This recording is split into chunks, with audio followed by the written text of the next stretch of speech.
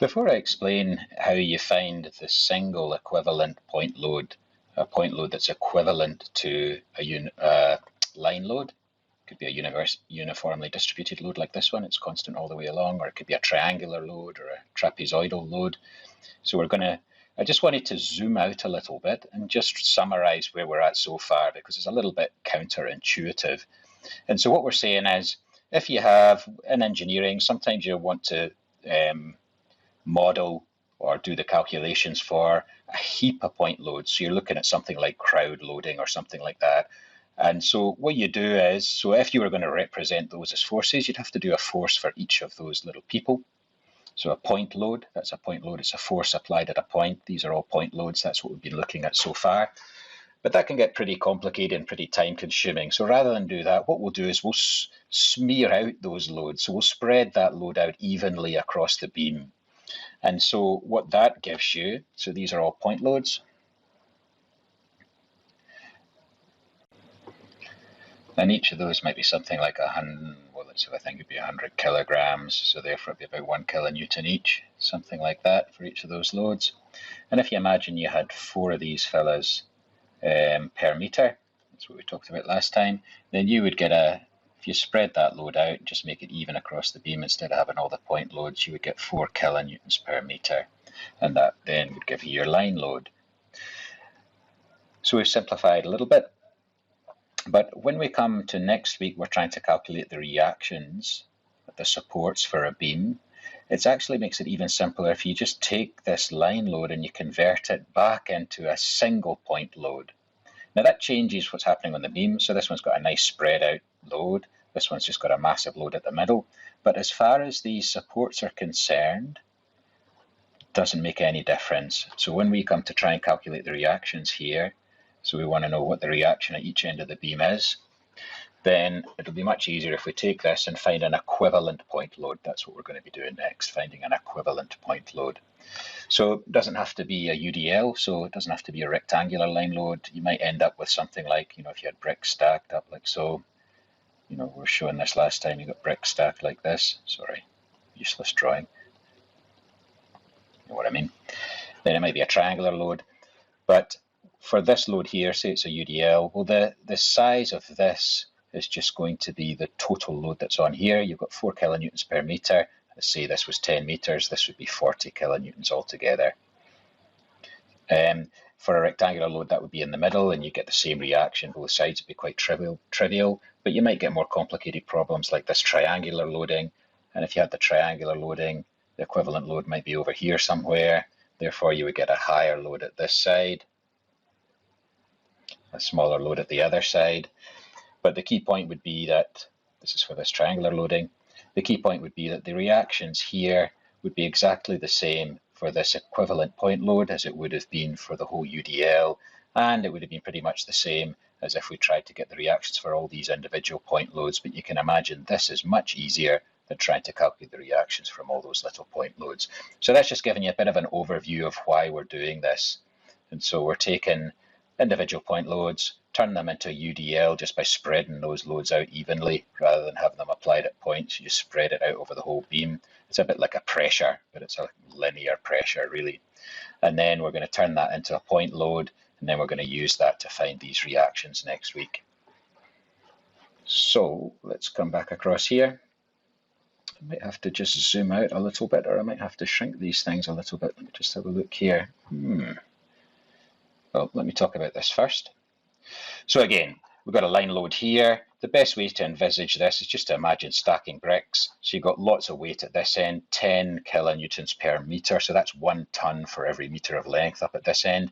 But that load is slowly dropping as it goes to the other end until it gets to 0 at A. So it's as if you've got a bunch of bricks.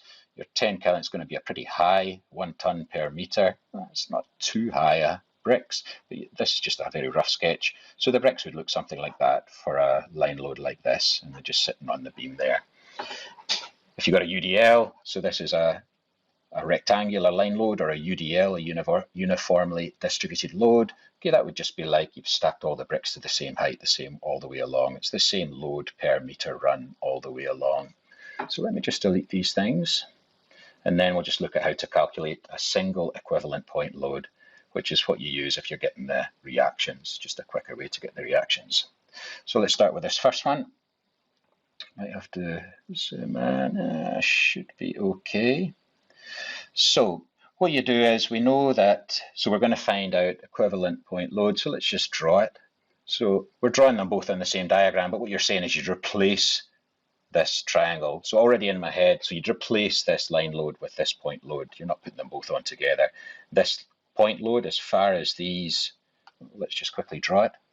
So you got your beam like so, supported at each end, and we're going to find a point load somewhere here. We're going to find the magnitude of that and the distance from A for that point load. What this is all about is you're saying that line load, the reactions for those supports will be exactly the same as if I put a point load here. The reactions at these supports wouldn't change. And that's why we're doing this. It's easier to calculate those reactions if you've found an equivalent point load. Okay, that's why you're doing it. But let's just draw them on the same diagram to save space. So we're going to get some point load here. Might not make it quite as long as that. Looks a bit ugly. So we've got some point load there. We'll just call this FR, I think. Yeah, FR for resultant. Maybe we should call it FE for equivalent. Let's do that, FE. Now, let's just get rid of all that stuff. We've already talked about this a little bit, but how do you find the magnitude of that load? Well, it's just the area under the UDL, provided these units are the same. If they're not the same, you need to make this unit the same as that unit. Otherwise, you're not adding apples to apples or multiplying apples by apples. So let's have a look at this. So the magnitude of FE is equal to, so it's a triangle, so it's a half base times height, so it's a half times 8 times 10, which is 40, and we're in kilonewtons here, so it's 40 kilonewtons. Now, for the position of that, well, it just goes through the centroid, and so you'd start at the right angle, and you'd go 1/3 of the height along. So the height, you're imagining from this base, so it's almost like you've rotated it around, so this base is sitting on the ground. The height is this way. So we're doing 1/3 of the height, so let's just call it x to the position of this force. Actually, we'll just call it xe. It's not really a centroid, it's just the same calculation. So we'll just call this xe. We might even just show, I don't like writing x's without showing where I'm assuming x is and which direction is positive. So we'll just put that on the diagram, x is that way. So xe, so it's going to be 1/3 of the height of the triangle, so it's just going to be 1/3 times 8. What's that? 2 2/3, so 6.67 meters. Just check that again, 8 over 3, sorry. Oh, careful. So we're starting from the right angle, we're going this way. So what we have to do is, and it's 1/3 in this direction. So therefore it is 8 take away 1/3 of the height of the triangle, 1/3 of 8, which is 8 take away, so it's 2 2/3, 2.67, which is going to give us 5.33, which is 2/3 in the other direction. Yep, so 5.33, and we're in meters, 3 meters. Now, I won't write out all the answers for this. If this was a tutorial, I'd then write out, so the magnitude of the equivalent force is 40 kilonewtons, and its point of application is 5.33 meters from A.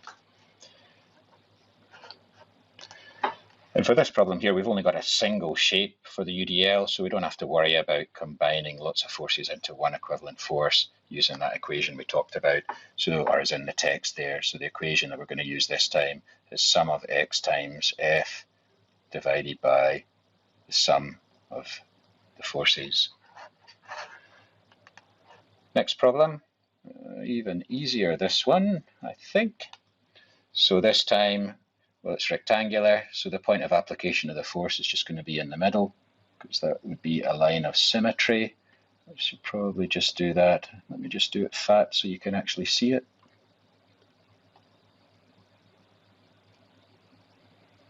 We'll just call this equivalent force again, Fe, let's say.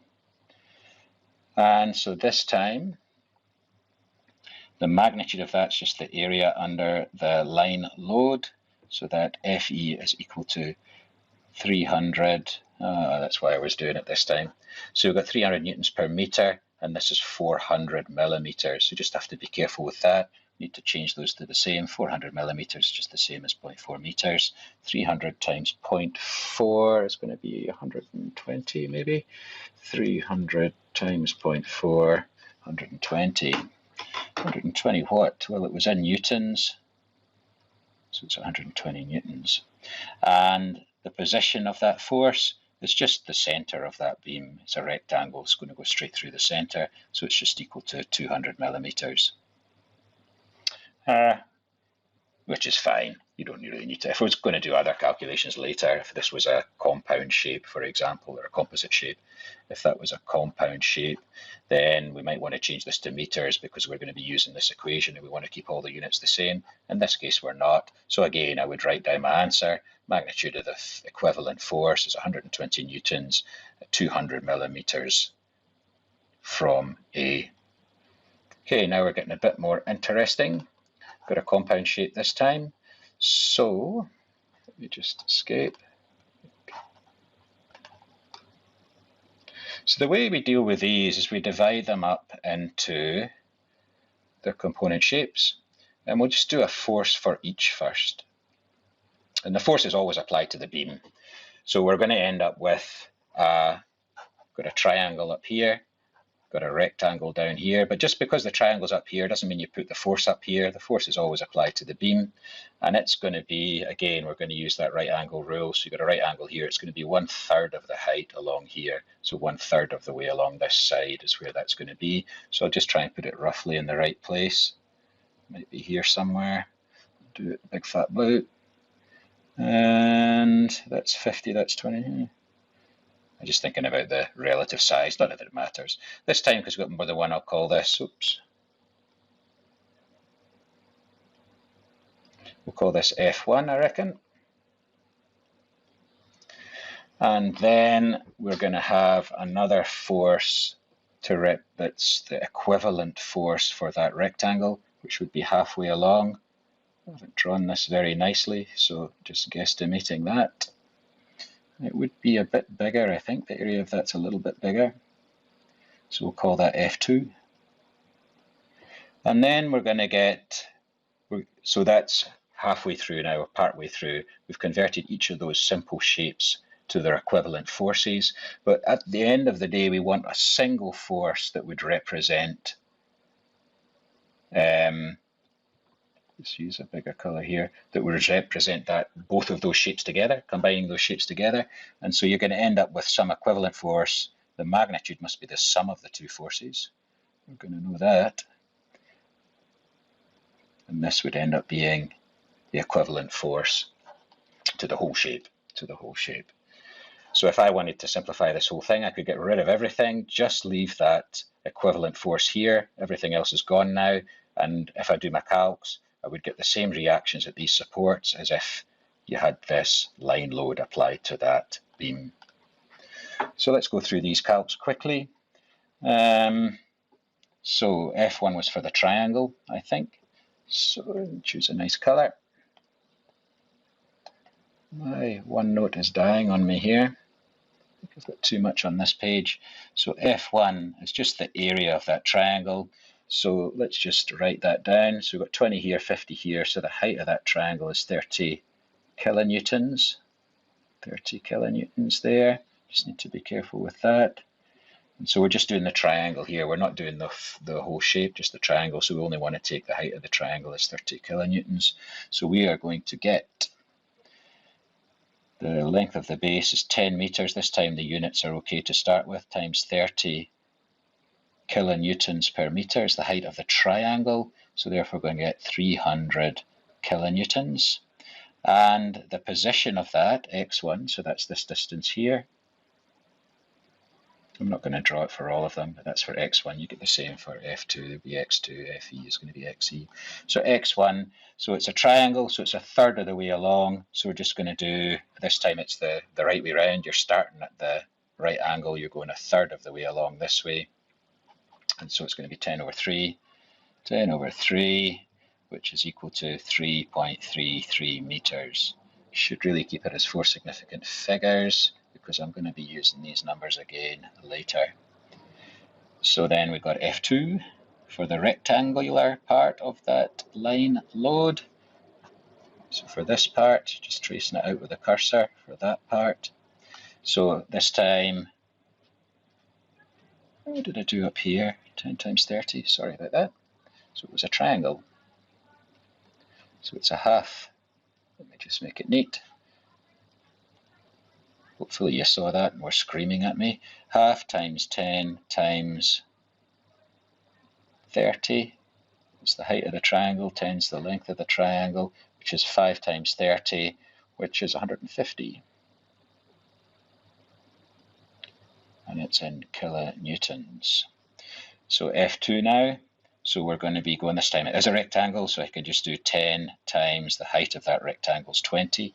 So it tells us this end is 20 kilonewtons per meter.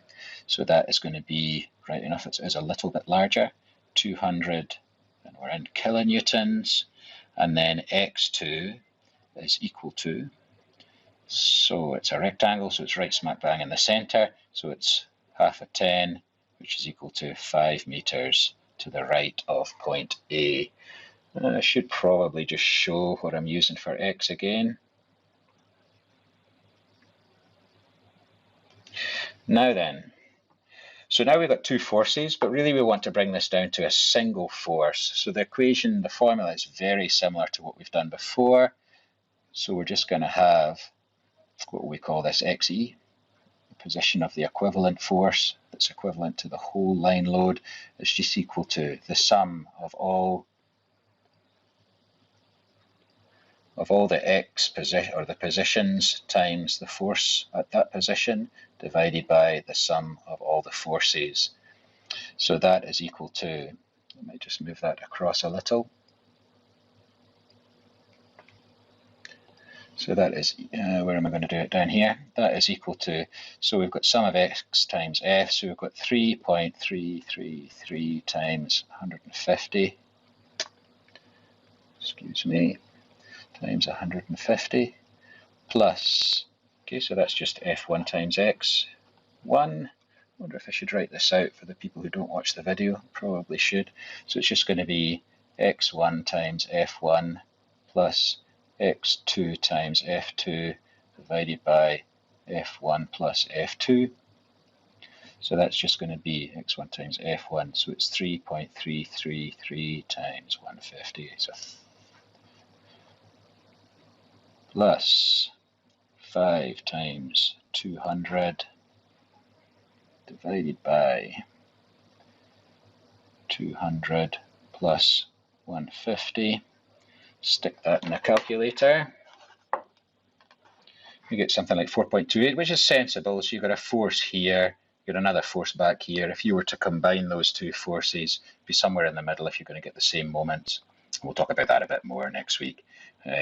Some other ways of combining point loads. Well, it's the same way, it's just a different way of thinking about the same way we'll talk about next week. But anyway, 4.28 meters is where that equivalent force would be. We haven't actually calculated the magnitude of the equivalent force, but it's just equal to so it's the area under the whole curve, which is just the same as adding up those two forces. So the sum of the forces is equal to 150 plus 200 is 3, and this is Fe. So the magnitude of the equivalent force is just the sum of all the other forces, which is just going to be 150 plus 200, 350 kilonewtons. Okay, and then I'd write down my answer. The equivalent force is just 350 kilonewtons. The position of the equivalent force is 4.28 meters from that A position. Now, do we need to do another one? Probably not. I might just remove this last example. So you go through the same process again. What I'll do is I'll just do this myself. I'll put it in the sheet. You can go and have a look at how to do it. But I'll just introduce how I would do it first. So basically we've got three shapes this time. We've got a rectangle here, we've got a triangle here, we've got another triangle here.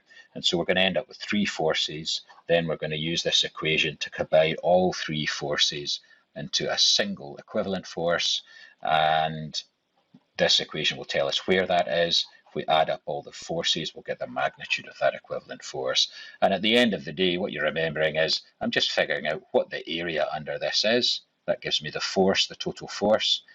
And the centroid is just the centroid of this whole shape. This equation just gets you that. If you just think about it as a shape, it'll be at the centroid of that shape, the x position. The y position of the centroid of this shape is meaningless. So it really is just a way of thinking about this. It's not really a centroid, but you just use the same rules. It's where this force balances essentially. So if you apply this force above, forget about these two supports. Let me just see if I can rub those out. It's not going to let me. Just give me a second. No. Okay, I'll come back to it. And so if you forget about these supports, if you wanted to find how to balance this force, you'd have to hold it up under here. And so it would be the balance point of this whole force. And that's again why it's very similar to what you do for a centroid. Okay, so I'll work through these ones. This last one, I'll put all the answers up onto the My Uni, and we'll see you at the next example or presentation or whatever comes next. Bye.